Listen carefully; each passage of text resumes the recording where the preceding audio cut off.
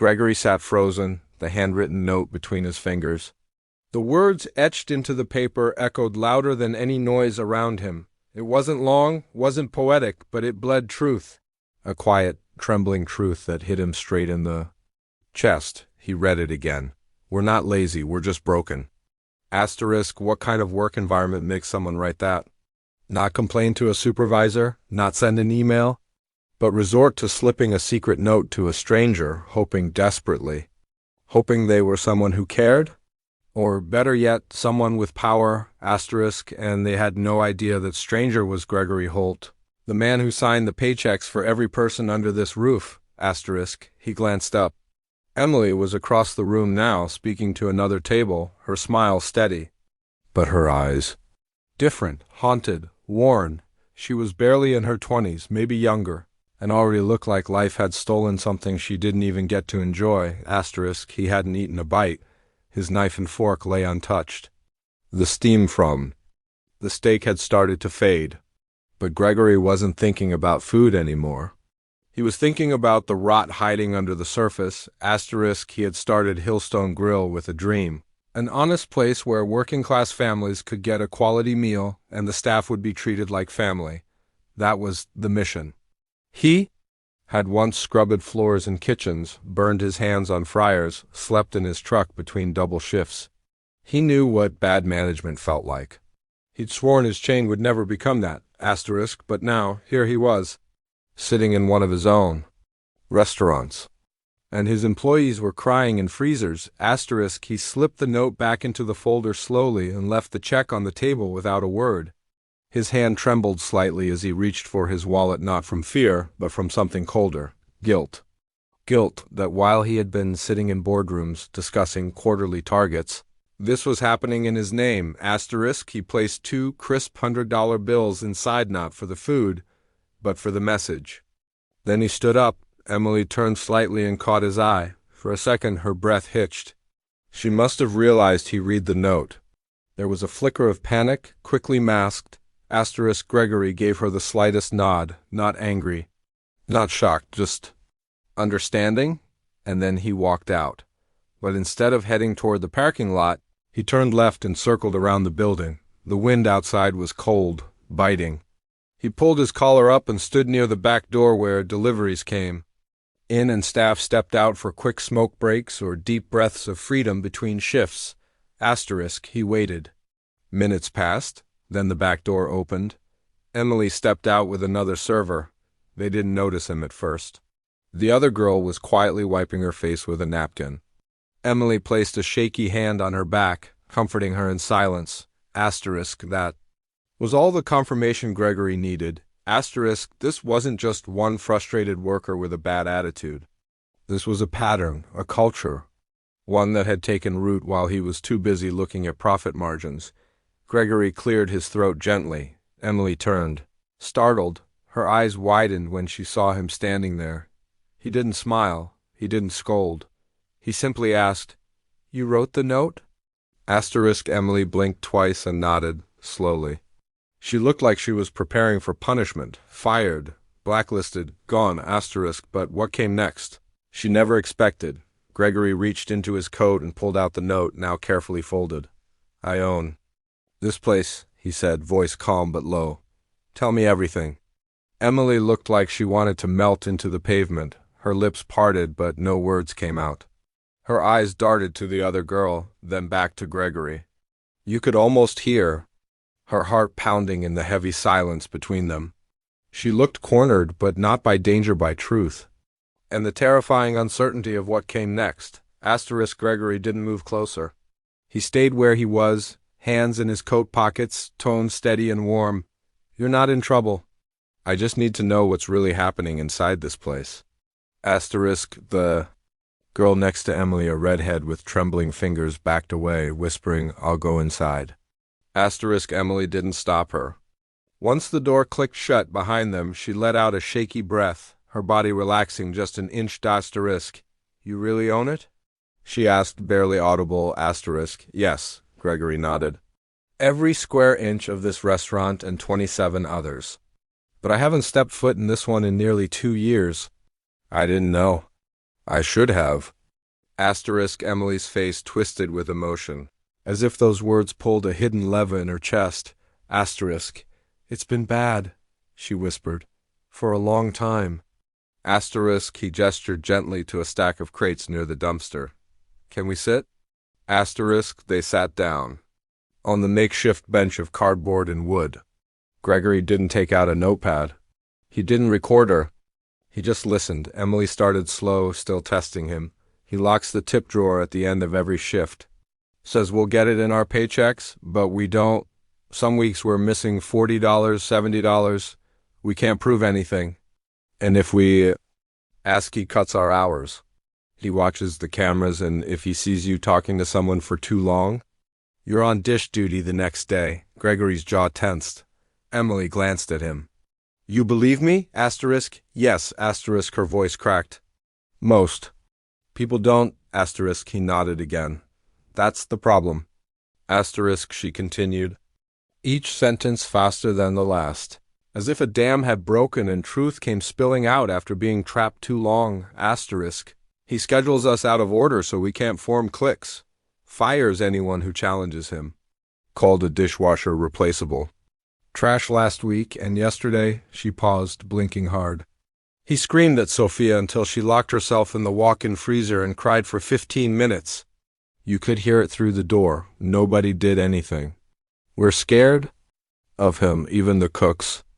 Asterisk Gregory felt something heavy sit on his shoulders. The weight of ownership. The kind that doesn't come with profits or headlines, but with responsibility.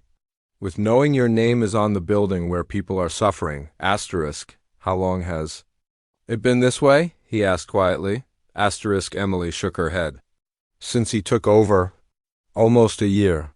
Before that, it was still rough, but not cruel. Asterisk. What about corporate? Gregory asked. No one called the hotline? Asterisk. She gave him a bitter smile. We did, twice, but Todd tells us not to. And the few who did, they don't work here anymore. He finds out. He always finds out. Asterisk Gregory exhaled slowly. The hotline was supposed to protect them, anonymous, secure, but if the managers ran the show without oversight, what good were policies? You said 2 girls cried in the freezer, he repeated, referencing the note. Emily nodded. Different days. Different reasons, same fear. Asterisk Gregory looked down at his hands. I started this company with my best friend. We wanted to build something better than the places we worked in. And now, he looked back at her. I feel like I failed you. Asterisk Emily hesitated, then said, You didn't fail.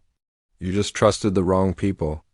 Asterisk her words cut deep, but they were. Fair. Asterisk Gregory stood up, brushing off his coat. Will you come in early tomorrow, before the restaurant opens? Asterisk, she looked surprised. Why? Asterisk, I'm calling a meeting. Everyone's invited. Todd won't be there? Asterisk, Emily's eyes widened. He's not fired yet? Asterisk, not yet. Gregory said, but by this time tomorrow he'll be a memory. That night, Gregory didn't sleep. He stayed in his hotel room replaying every word, Emily said. He sent emails to HR, pulled employee timecard reports, reviewed incident logs, checked security clearance records. Everything she said lined up, and everything she didn't say was even louder. Asterisk, by 3 a.m., he had a full plan in place. Todd's. Access would be revoked at sunrise. A regional director would arrive to assist. Corporate HR would observe the transition.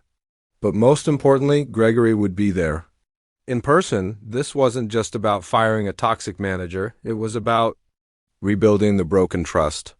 One person at a time? Asterisk.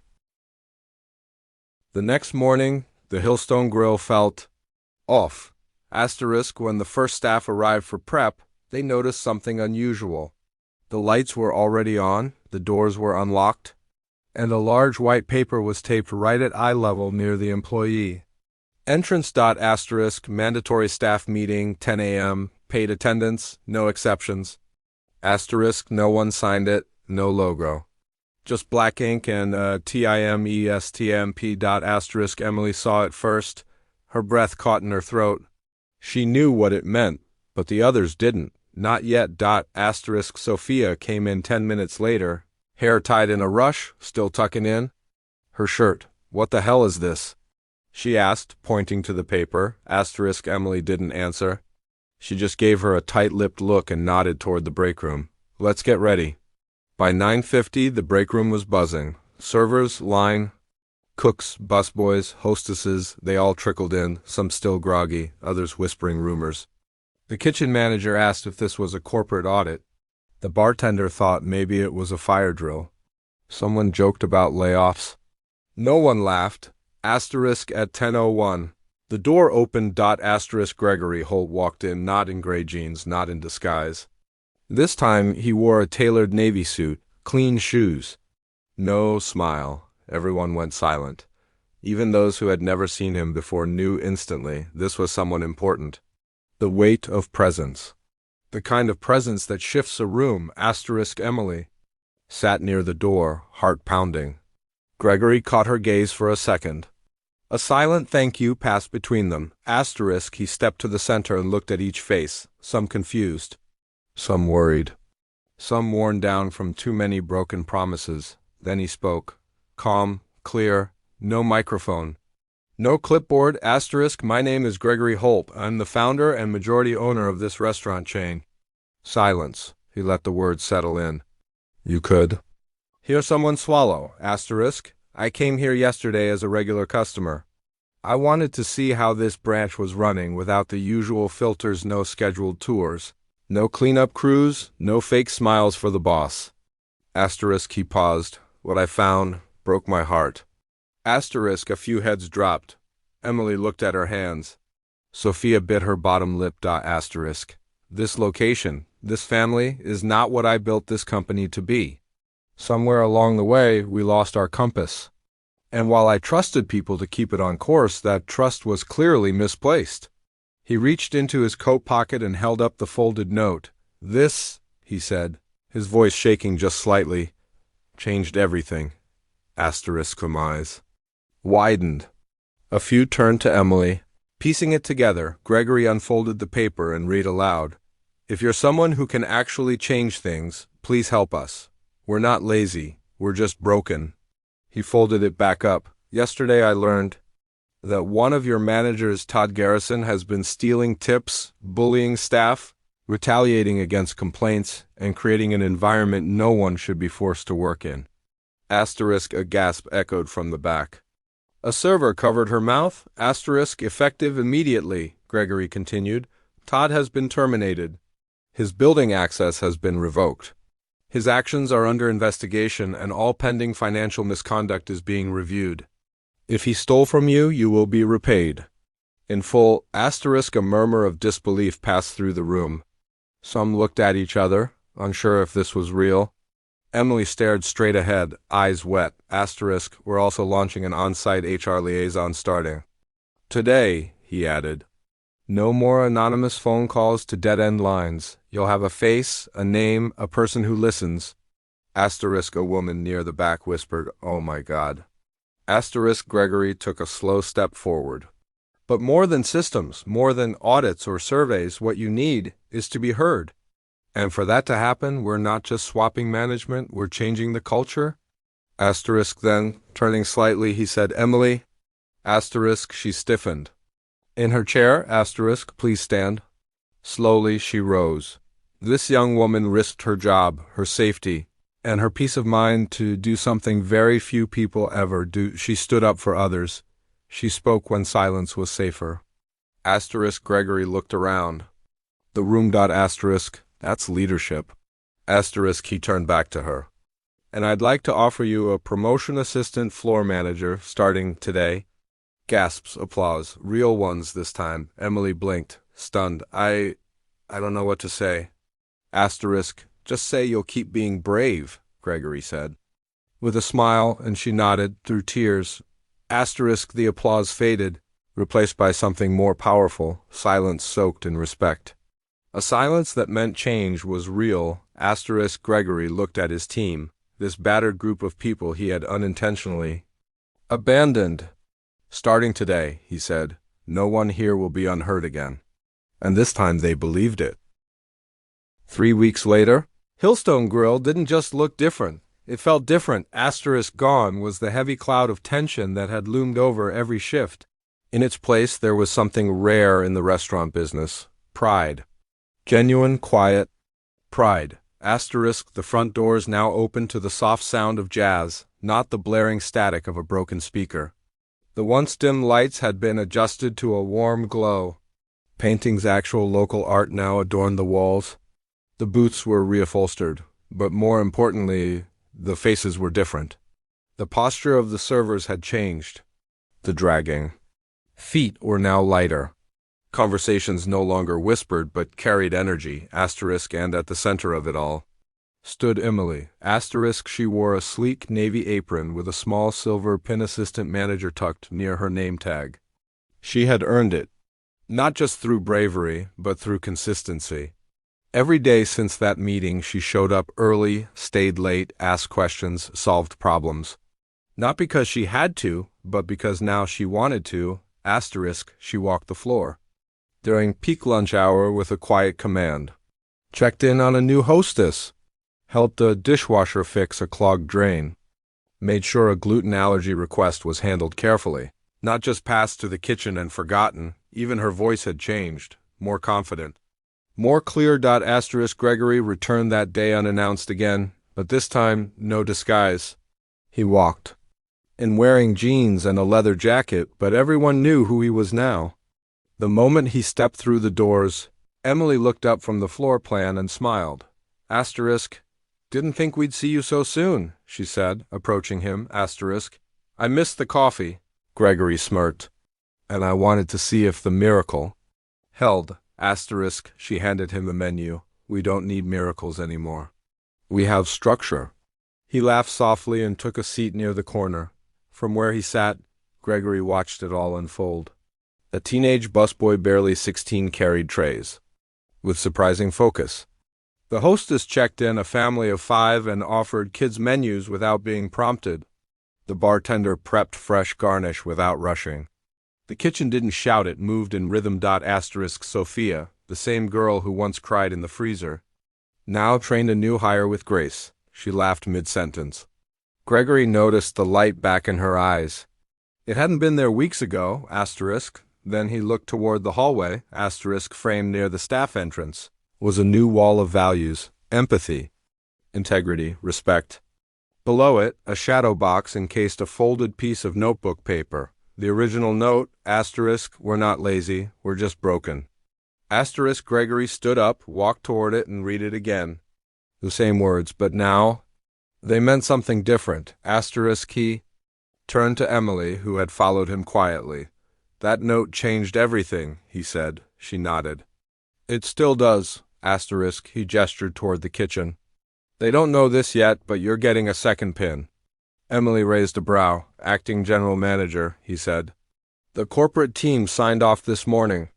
You've earned it, Emily, not just because you called for help, but because you answered the call after. Asterisk, her lips parted slightly. Are you serious? I don't say things twice, he smiled. She blinked quickly, holding back emotion. Thank you for listening. Gregory looked around the space that now buzzed with life, harmony, and care. No, he said.